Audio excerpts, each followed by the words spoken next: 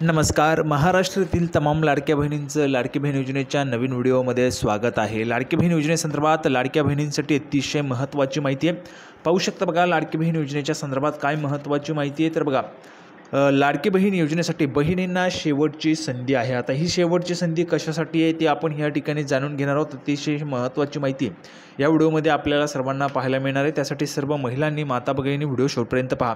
बघा, बहिणींना शेवटची संधी. लाडकी बहीण योजनेला हे बँक खाते चालणार नाहीत. तर बघा, आता कोणते बँक खाते जे आहेत ते तुमचे चालणार नाहीत ते आपण या व्हिडिओमध्ये पाहणार आहोत. त्यासाठी सर्व महिलांनी हा व्हिडिओ शेवटपर्यंत पहा, म्हणजे जेणेकरून संपूर्ण माहिती तुम्हाला लक्षात येऊन जाईल. कोणतं बँक खातं तुमचं चालणार नाही, त्या बँकेत तुमचंही खातं आहे का ते देखील तुम्हाला चेक करायचं आहे. त्यामुळे सर्वांनी व्हिडिओ शेवटपर्यंत पहा, म्हणजे संपूर्ण माहिती तुम्हाला कळून जाईल. त्या अगोदर सर्व महिलांनी लगेच व्हिडिओला लाईक करा आणि चॅनलला सबस्क्राईब करून घ्या, म्हणजे जेणेकरून लाडकी बहीण योजनेची छोट्यातली छोटी आणि मोठ्यातली मोठी अपडेट सर्वात अगोदर आपल्या चॅनलवर तुम्हाला पाहायला मिळते. त्यासाठी सर्व महिलांनी लगेच व्हिडिओला लाईक करा, चॅनलला सबस्क्राईब करा आणि महत्त्वाचं म्हणजे हा व्हिडिओ जास्तीत जास्त शेअर करा, म्हणजे जेणेकरून जास्तीत जास्त महिलांना याची माहिती मिळणार आहे. त्यासाठी सर्वांनी व्हिडिओला लाईक करा, चॅनलला सबस्क्राईब करून घ्या. तर आता कोणते खाते जे आहेत बँक खाते ते चालणार नाही ते आपण ह्या व्हिडिओमध्ये पाहणार आहोत. त्यासाठी सर्व महिलांनी हा व्हिडिओ शेवटपर्यंत पाहायचा आहे. तर बघा, बहिणींना ही शेवटची संधी असणार आहे. लवकरात लवकर तुम्हाला तुमचं जे काय अकाउंट आहे ते चेंज करून घ्यायचे, म्हणजे जेणेकरून तुम्हाला कुठलीही अडचण जी या ठिकाणी पुढे होणार नाही. लाडकी बहीण योजना असेल किंवा मग महालक्ष्मी योजना असेल. आता बघा, जर आपण पाहिलं असेल, महाविकास आघाडीकडून महालक्ष्मी योजना राबवण्याची या ठिकाणी घोषणा करण्यात आली आहे. महालक्ष्मी योजनेमध्ये 3,000 रुपये तुम्हाला दिले जाणार आहेत महाविकास आघाडीचं जर सरकार आलं तर. आणि लाडकी बहीण योजनेमध्ये 2,100 रुपये, 600 रुपयांची वाढ या योजनेमध्ये देखील झाली. लाडकी बहीण योजनेमध्ये 2,100 रुपये तुम्हाला आता दिले जाणार आहेत. तर त्या संदर्भाची संपूर्ण माहिती आपण या ठिकाणी पाहणार आहोत. कोणत्याही योजनेचा लाभ तुम्हाला घ्यायचा असेल, लाडकी बहीण योजना असेल किंवा महालक्ष्मी योजना असेल, कोणत्याही योजनेचा तुम्हाला लाभ घ्यायचा असेल तर त्यासाठी तुमच्याकडे आवश्यक असतं ते म्हणजे अकाउंट, बँक अकाउंट असणं आवश्यक असतं. तर त्याविषयीची महत्त्वाची माहिती आपण पाहणार आहोत. कोणतं बँकेचं खातं या ठिकाणी चालणार नाही ते आपण या ठिकाणी समजून घेणार आहोत. तर थोडाही वेळ वाया न घालवता लगेच आपण व्हिडिओला सुरुवात करूया. त्या अगोदर सर्व महिलांना विनंती आहे, सर्वांनी व्हिडिओला लाईक करा, चॅनलला सबस्क्राईब करून घ्या, म्हणजे जेणेकरून लाडकी बहीण योजनेच्या विषयी येणारे जे काही महत्त्वाचे व्हिडिओ ते तुमच्याकडनं मिस होणार नाही. त्यासाठी सर्वांनी व्हिडिओला लगेच लाईक करा, चॅनलला सबस्क्राईब करून घ्या. तर थोडाही वेळ वाया न घालवता लगेच आपण व्हिडिओला सुरुवात करूया आणि संपूर्ण माहिती पाहूया. तर बघा, आता आपण पाहिलं असेल वेगवेगळ्या बँकांमध्ये महिलांचं अकाउंट असतं. आता बघा, जास्त करून सर्वात जास्त म्हणजे महत्त्वाचं काय तर बघा, इंडियन पोस्ट पेमेंट बँकेचं अकाउंट उघडण्यासाठी महिलांना सांगण्यात आलं होतं. जर आपण ह्या ठिकाणी पाहिलं, लाडकी बहीण योजनेसाठी महत्त्वाचं होतं तुमचं बँक अकाउंट असणं आणि त्या बँक अकाउंटला तुमचं आधार कार्ड लिंक असणं, आधार सीडिंग असणं महत्त्वाचं होतं. भरपूर दिवसांपासून मी तुम्हाला सांगत होतो.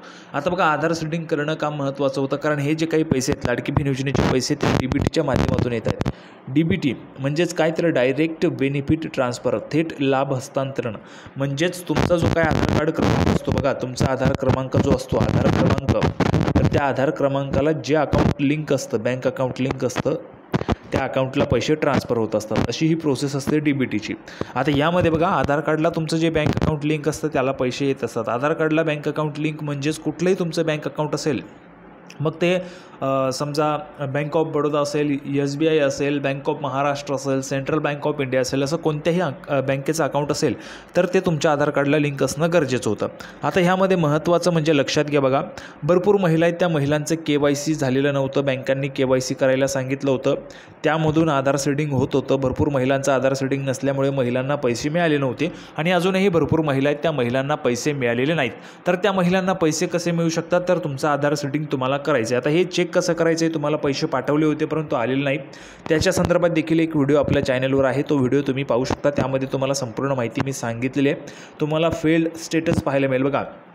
तुमचे पैसे जे पाठवलेले आहेत सरकारने, ते पैसे पाठवल्यानंतर त्या ठिकाणी काय प्रॉब्लेम आलेला आहे तो तुम्हाला प्रॉब्लेमच या ठिकाणी पाहायला मिळतो. फेल्ड म्हणजेच काय तर फेल झालेलं तुमचं पेमेंट ते तुम्हाला पाहायला मिळतं. आता हे फेलच्या संदर्भात सविस्तर माहिती हवी आहे का, जर सविस्तर माहिती हवी आहे, तुमचे पैसे का आलेले नाहीत त्याचं कारण देखील तुम्हाला मी दाखवणार आहे. लाईव्ह संपूर्ण प्रोसेस मी तुम्हाला दाखवणार आहे की तुमचे पैसे का आलेले नाहीत ते लाईव्ह तुम्हाला दाखवणार आहे. त्यासाठी जर तुम्हाला तो व्हिडिओ हवा असेल तर सर्व महिलांनी कमेंट बॉक्समध्ये यस लिहून पाठवा. यस जर तुम्ही लिहून पाठवलं तर तो व्हिडिओ मी तुमच्यासाठी बनवून टाकेल. त्यामध्ये तुम्हाला संपूर्ण माहिती सांगेल की कशा पद्धतीने, कोणत्या कारणास्तव तुमचे जे काही पैसे ते पाठवले गेलेले आहेत परंतु कशामुळे तुमचे पैसे तुम्हाला आलेले नाहीत ते तुम्हाला दाखवणार आहे. म्हणजे फेल का झालेले, ते जे काही ट्रान्झॅक्शन आहे ते फेल का झाले ते तुम्हाला दाखवणार आहे. जर तुम्हाला तो व्हिडिओ हवा असेल तर कमेंट बॉक्समध्ये सर्वांनी येस लिहून पाठवा, नसेल हवा तर नो लिहून पाठवायचं, म्हणजेच त्या ठिकाणी समजू शकणार आहे तो व्हिडिओ तुम्हाला पाहायचा आहे किंवा नाही. तुम्हाला एकदम डिटेलमध्ये संपूर्ण माहिती मी सांगेल त्या व्हिडिओमध्ये की तुमचे जे काही पैसे आहेत ते सरकारने पाठवलेले आहेत, कोणत्या कारणास्तव कशामुळे तुमचे पैसे आले नाहीत क्लिअरली पाहायला मिळेल. त्यासोबतच आता त्या ठिकाणी वेबसाईटवरच तो ऑप्शन आलेला आहे, मी तुम्हाला अगोदरच्या व्हिडिओमध्ये सांगितलं आहे. तुमचे प्रत्येक हप्त्याचे जे काही पैसे ते तुम्हाला त्या ठिकाणी पाहायला मिळतील, किती पैसे आले, कोणत्या तारखेला पाठवले, त्या संपूर्ण तुम्हाला त्या ठिकाणी पाहायला मिळणार आहे. आता बघा महत्त्वाचं म्हणजे बँक अकाउंटच्या संदर्भात जर आपण पाहिलं तर बघा इंडियन पोस्ट पेमेंट बँकेचं अकाउंट उघडण्यासाठी का सांगितलं होतं, तर बघा मी तुम्हाला योग्य ती माहिती देत असतो. जर आपण पाहिलं तर बहुतेक बँक आहेत, बँक ऑफ बडोदा आहे, SBI आहे. SBIमध्ये तर जर आपण पाहिलं लाडकी बहीण योजना ज्यावेळेस सुरू झाली त्यावेळेस आधार सेटिंग करण्यासाठी जवळपास तोबा गर्दी आपण पाहिली होती. गर्दीमध्ये तुम्ही उभा होतात, रांगेत तुम्ही उभा होतात, तुम्हाला देखील माहिती आहे गर्दी किती होती. तर बघा या ठिकाणी मोठ्या प्रमाणामध्ये जी काही गर्दी आहे ती स्टेट बँक ऑफ इंडिया असेल, बँक ऑफ महाराष्ट्र असेल, बँक ऑफ बडोदा असेल, या ठिकाणी भरपूर प्रमाणामध्ये गर्दी होती लाडकी बहीण योजनेच्या संदर्भात.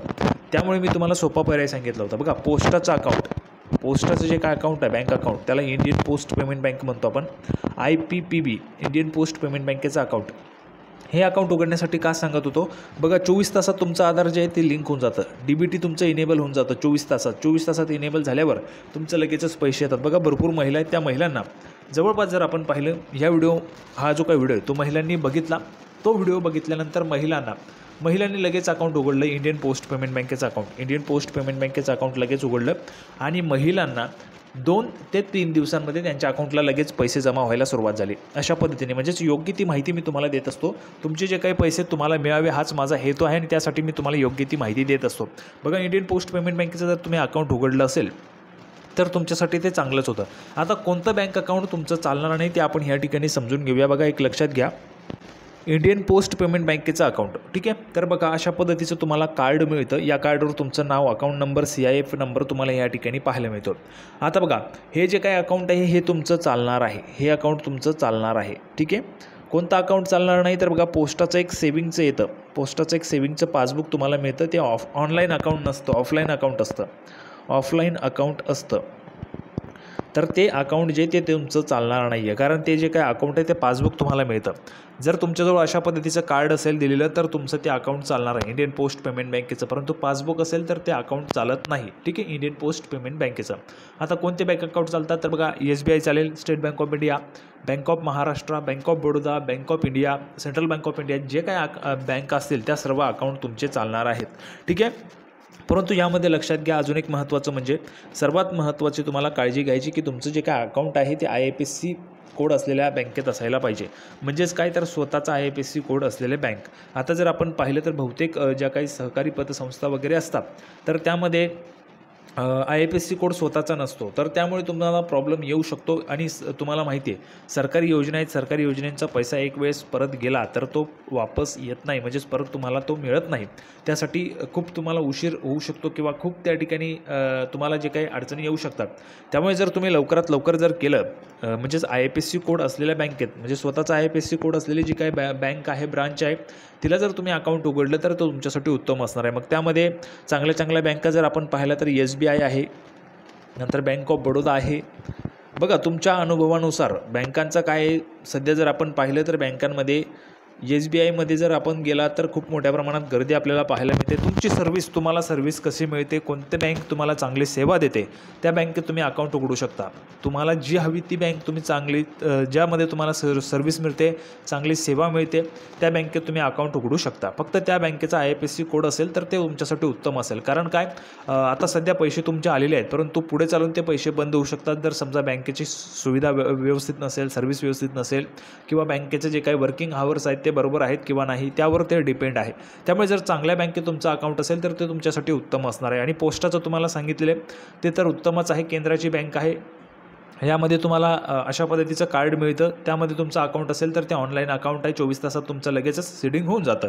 तर ज्या महिलांचं KYC झालेलं नाही त्यांनी लवकरात लवकर KYC करून घ्या आणि आधार सेटिंग करून घ्या, म्हणजेच पुढचे जे काही पैसे ते देखील तुम्हाला लवकरच पाठवले जाणार आहे. सर्वात महत्त्वाची माहिती आपण पाहिलेली आहे. आता बघा महत्त्वाचं म्हणजे तुमच्या कोणत्या बँकेत अकाउंट आहे ते तुम्हाला कमेंट बॉक्समध्ये लिहून पाठवायचं आहे. Bank of India, SBI, central bank of India, जे काही बँकेत अकाउंट असेल ते तुम्ही कमेंट बॉक्समध्ये लिहून पाठवायचं आहे. सर्वांना व्हिडिओ आवडला असेल तर व्हिडिओ लाईक करा, चॅनलला सबस्क्राईब करून घ्या. लाडकी बहीण योजनेची नवीन अपडेट घेऊन पुढच्या व्हिडिओमध्ये आपण पुन्हा एकदा भेटूया. तोपर्यंत धन्यवाद.